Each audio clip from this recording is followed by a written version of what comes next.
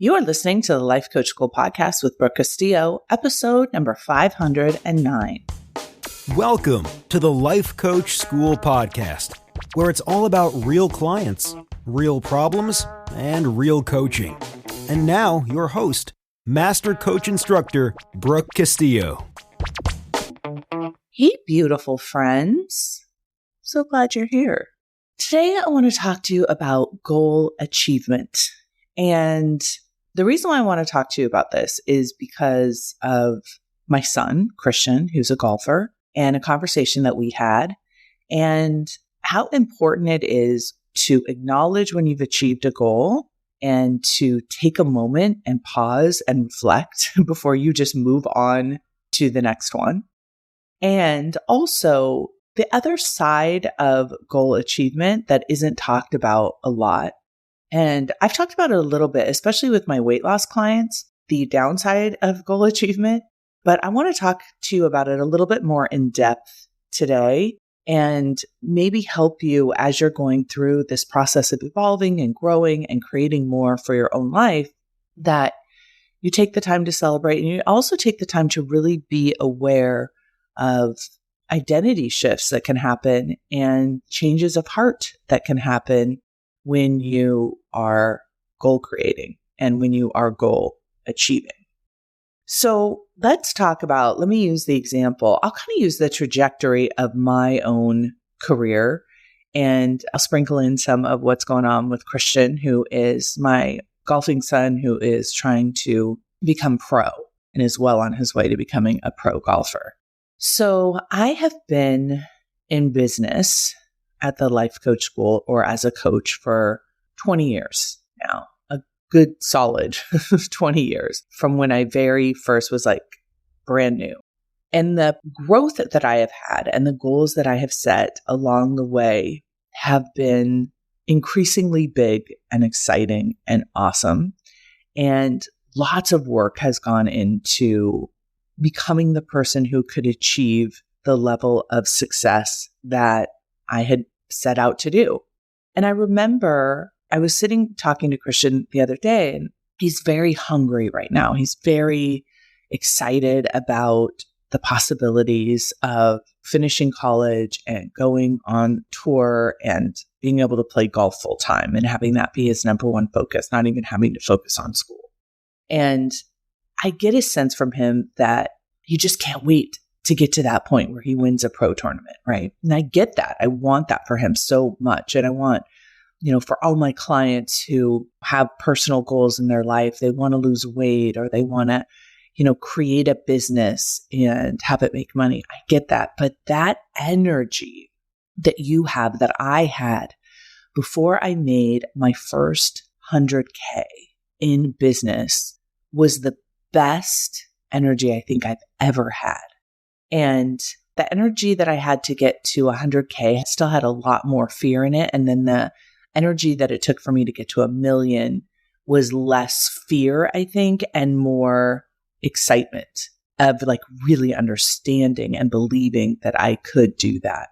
And so I was telling him, I'm like, hey, you want to make sure that as you enjoy this first part of your life and your goal, and it's kind of like that first part of that 20 years for me, that you don't miss out on the fact that this could be the best part. I think when we're starting out, we think the best part of the goal is going to be achieving it, is going to be landing there. And you all have heard me say so many times, it's not better there than here. And in so many ways, it's true, right? Your life is still 50-50. Now, it's better in the ways that you've achieved the goal, which is super exciting, amazing, and awesome. But there are some benefits to not having achieved it yet. The promise, the hope, the ambition, the energy, the desire, being naive, not knowing what you don't know, I think is a magical time in goal creation. And I'm really looking forward to, in my life, having more of those starts, right? Having more of brand new goals where you have no idea if you can achieve it, and setting that goal and seeing what could happen if you set out to do something brand new that you have no experience in and no confidence around yet. And so when I was first starting, when I first made $1 million, I think I brushed over it way too fast when I look back on it. And I didn't appreciate that moment. I was already on to 10 million. I set a goal for 10 million. And making 10 million, I think it just came a few years later that I made $10 million after making $1 million, which is such an extraordinary achievement to be able to have done. And I accomplished that goal with such a small team and a pretty small student body.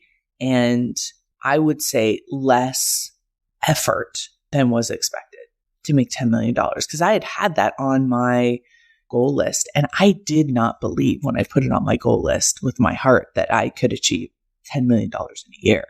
I thought maybe $10 million in assets, but shoot for the moon and then see what happens. And so I think for me, when I got to 10 million, because it wasn't even a $10 million year, it was a $17 million year. I went from 5 million to 17 million. I think it was like a no-brainer that I needed to have a bigger goal. And I just set this amazing, why not $100 million? And the process of who I have become and what I've been able to do in my own life and my own personal brain to be able to do that is for sure the most amazing thing and the most amazing experience that I have had in terms of business. And I see the same thing with my son, Christian, with him embodying the present and the state of mind and the skill set and the practice and the focus of a pro tour player now, even though he's not there yet, right? He is still in college and still playing in college, but he is so determined and so excited about this goal for himself. And the promise of the goal is so delicious. It's so fun. It's so exciting. And for any of you who are kind of in that process, maybe the earlier stages of having cultivated a goal for yourself, and you're thinking about what could happen, what you could accomplish, and getting tastes of that, it's just, it's so great. And it's very different from actually achieving it. And I think for me, when you look at the beginning parts of my career, what I thought I would experience in the achieving of the goal, I actually experienced beforehand. Achieving the goal was cool and exciting, but nothing like the anticipation of it. I think I talked about this on the podcast before. For me, it's always the anticipation of Christmas morning when I was a little kid. It was the most exciting thing, even more exciting than getting the presents and having them, right? Was the anticipation of what's in the present. What is it going to be like?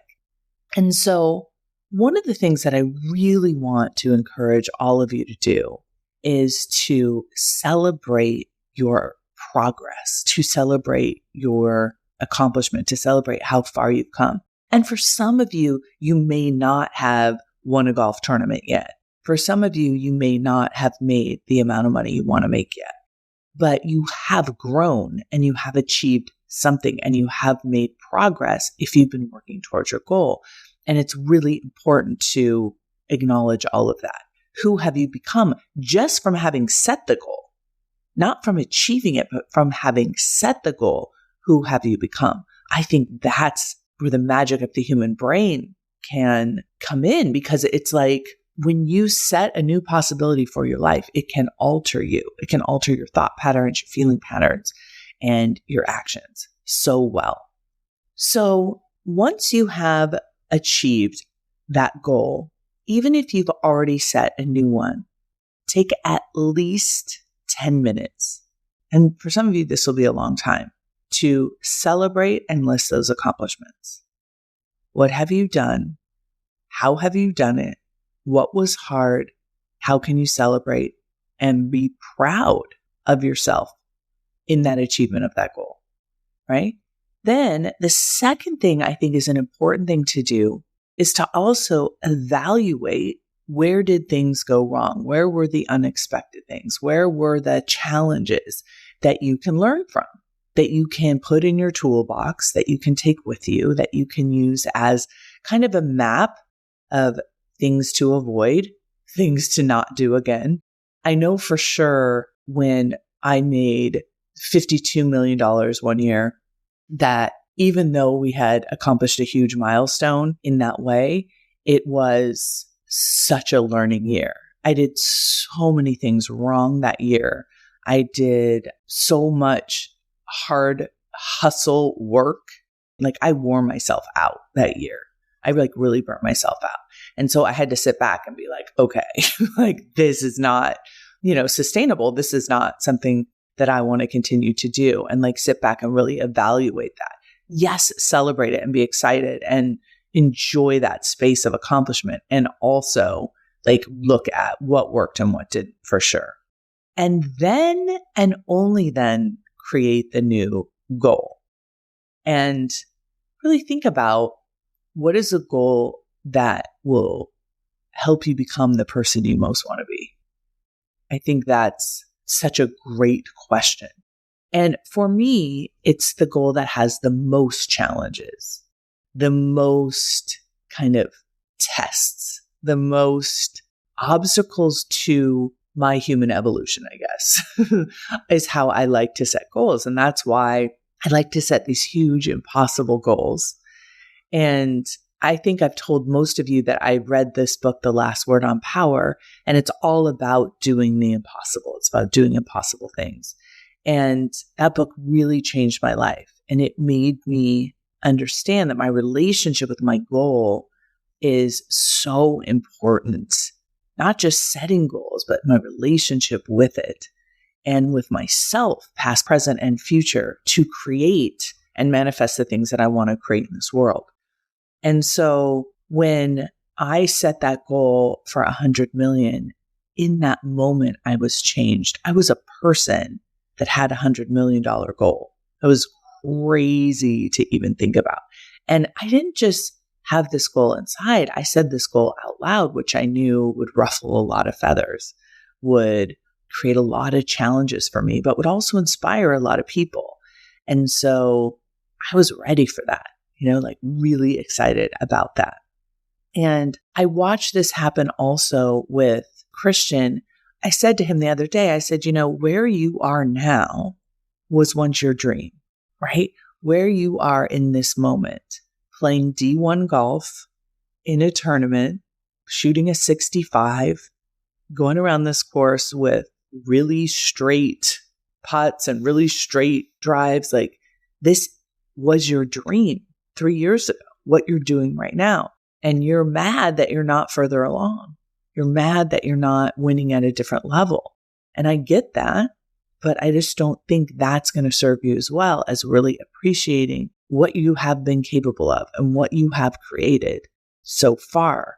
And if you knew for sure that you were going to get to that goal of being a pro golfer and winning a pro golf tournament, how would you be behaving differently than you're behaving now? Would you be so upset about each shot that isn't perfect? Or would you just know that this is part of the process of getting to where I know that I'm going? Because if we don't understand that the process is really the point and not getting there, then we miss the opportunity to live within our goal every day. And I see a lot of people, especially in the work that I do, giving up on their goals because they're not arriving at the destination fast enough. And the whole point is just to be at the destination and not to necessarily be the person who they will be when they arrive at the destination. When I set my $100 million goal, I thought it was insane, right? It was crazy and unrealistic for sure. But I didn't care. I still went about really believing in the possibility of myself as a person and the possibility of creation in the world at that level. I think it's 0.00001% of business owners are in business over 20 years and making over $10 million. And I was already there, and I wanted to see if I could utilize what I knew, utilize the model, my mind, belief, to be able to create something that was extraordinary. And so recently, I got an offer to purchase the Life Coach School. And it was a venture capital firm. And the way that they're set up is they like to get their money into the market and make investments in companies that they believe in and like the brand, and basically take over the company. It's not like a partnership or anything like that. It was like a full purchase. And when they first approached me, I was like, yeah, this sounds like too good to be true. Like, what is this? Whatever. And then as I had more meetings with them, the way that they presented the deal to me was, it'll be all cash up front, was well over $100 million. It was more than twice that amount of money that I would receive in 1 year. And as we went through, and I really wanted to understand the deal and what would be the fate of my company, what would be the fate of me, like how would that all work out as we were going through that whole process. It was such an amazing learning process for me to learn like how businesses are bought and sold. And I also have really good friends that do this for a living. And so I was able to talk through a lot of the aspects of this deal. And I have to tell you that after they made this offer for the company, I literally could not stop crying because I couldn't believe that $100 million goal wasn't big enough to have had. And that what I thought was completely impossible in my mind, what I thought was the most outrageous thing that a girl with a laptop could imagine for herself, was actually not even big enough, was craziness. And in that moment, I felt that celebration. I felt that accomplishment. I felt that belief in myself in a way that truly changed me, I think. It made me really be in awe of what is possible, like truly possible. But the other thing that was interesting is after this offer was made on the business and I was considering whether I was going to take it or not, considering what my future was going to look like. And I remember talking to my friend Alex, and he's like, dude, if you take this offer, like, what are you going to do every day? Like, I can't even imagine. And then I had other friends that were like, we'll help you think of some things to do. Don't worry. It's like really funny. But, I really was considering what it meant to my identity. And also, what would that next thing be? Because for me, it's always been on to the next, on to the next, on to the next. And it was very strange. And I don't know if it was because I had just turned 50, or that it was the second half of my life, or that I had been burnt out working so hard, or just the love that I have for the work that I do, just all kind of came to this point. I just felt, I don't even know how to explain it, like this amazing sense of completion when that happened. It was crazy. And it was like a sense of arrival that I did not expect. And so I think a lot of times when I've set goals and achieved them, like I didn't feel that sense of arrival. I felt like on to the next, on to the next, on to the next. And in this sense, like I really felt, wow.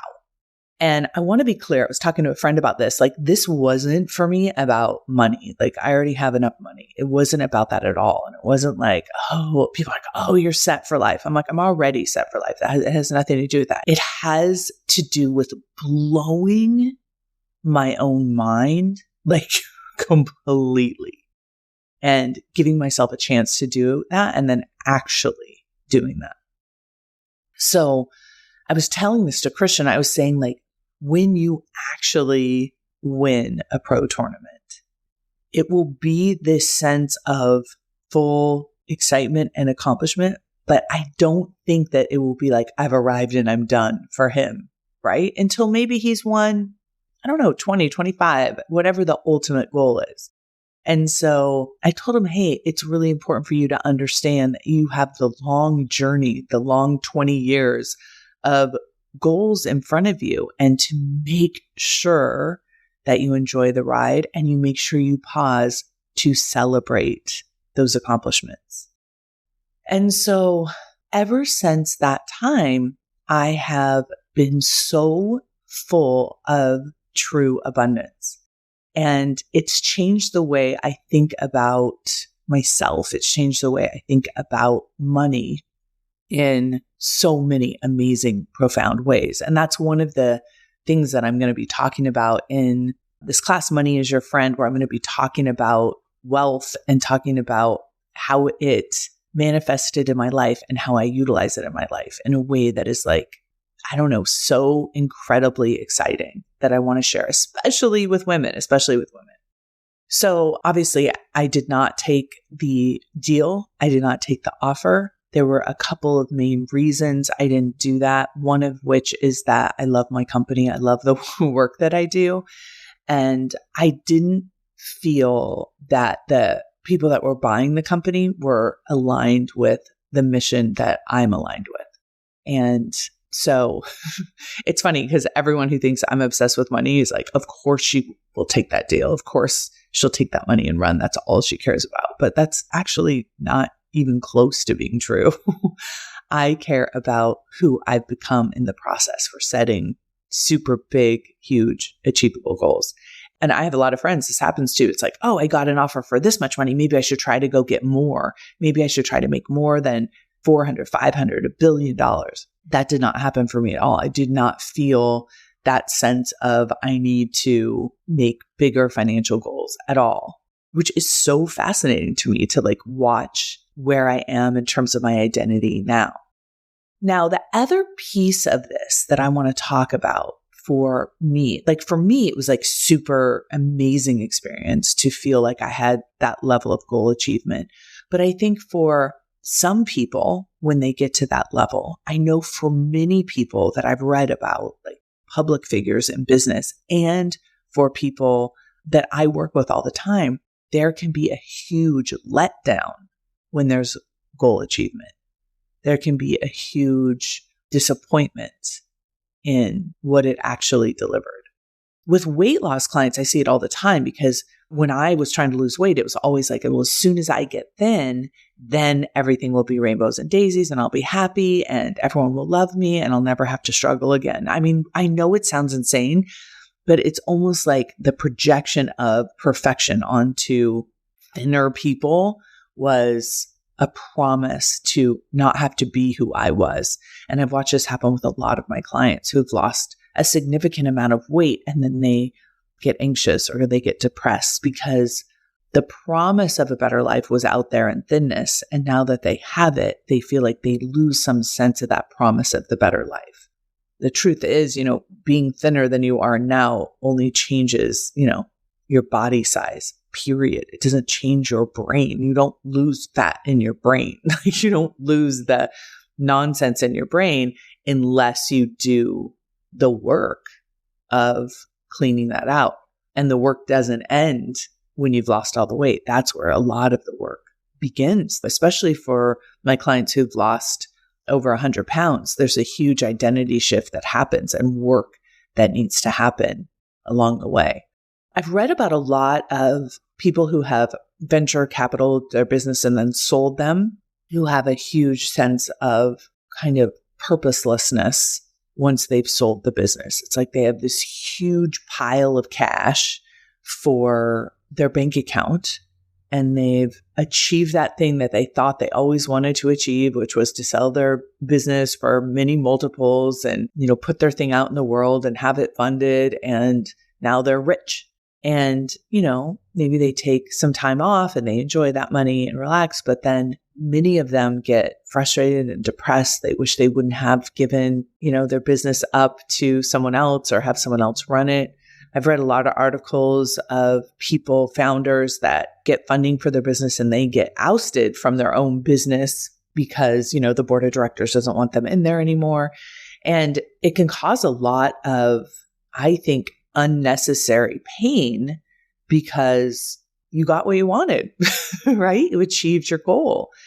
And so I don't think a lot of times we talk about the downsides. And for many of us, it's not as dramatic as that. It's just that when we get to this certain place of achievement, there are byproducts that may not be great. I talked to a client the other day who had quit drinking and was living their best life and feeling amazing about it, but had lost a lot of friends. And that was really painful and hard. And she was really struggling with that.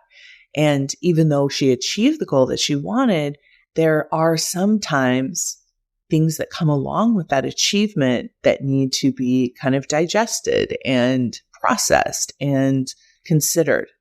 I really recommend that we try to anticipate those ahead of time as obstacles, because we don't want to use those as reasons not to achieve our goals if our goals are very important to us. And then the last part, I think, of all of this is to make sure that if you are continuously setting goals, trying to find a happier life, trying to find a happier space, trying to finally arrive at a place where you won't hate yourself or feel like you're worthy or whatever, there'll never be enough. There's never going to be enough accomplishment for you to do that work. And so it's really important to understand that and do that work while you're along the way. The belief in yourself has to come before you, but thinking that you'll somehow be a better or more worthy human being when you accomplish your goal is not true. I promise you that. You look at all of the Olympic athletes and you look at the documentaries that are done about their lives. And many of them, once they get that gold medal, have to really struggle with the letdown from that. Many people that their goal is to get married after the wedding have a huge letdown. Vacations people want to go on, they go on the vacation, then afterwards there's a huge letdown. And so I think knowing that we're creating goals and the purpose that we're creating them for is to constantly evolve, to constantly see what we're made of, to see what our capacity is, to increase our ability, and to just make life interesting and full of variety will help you stay in the process and understand that achieving the goal is a moment to celebrate, and setting the next one, we want to make sure comes from a place of abundance and excitement. And maybe you're like me, maybe your new goal will be something completely different, something on the other realm of your life where you can explore that newfound interest or that newfound excitement that comes from not knowing what the heck you're doing. And that's something I want to say to all of you who are especially starting as entrepreneurs. It feels so discombobulating to not know what you're doing and to just have that promise and that hope that you'll be able to help people with your product or your service. That seems awful, but it's also, I think, the best part. So when you get there, when you set that new goal, when you get to that place where you've achieved one and you're setting the next one, be willing to face that discomfort again. It is so worth it. All right, my friends, that's what I have for you today. Make sure that you set your goals for yourself, that they're based on what you want. And when you get there, make sure you celebrate, you evaluate, and then you create a new one based on a place of abundance. Have a beautiful week, everyone. Talk to you later. Bye-bye. Hey, if you've ever wanted to work with me as your coach, now is the time to do it. You can join me in Get Coached in Scholars by going to thelifecoachschool.com/join. This is going to be the best year ever. It's your turn to change your life. Let's go.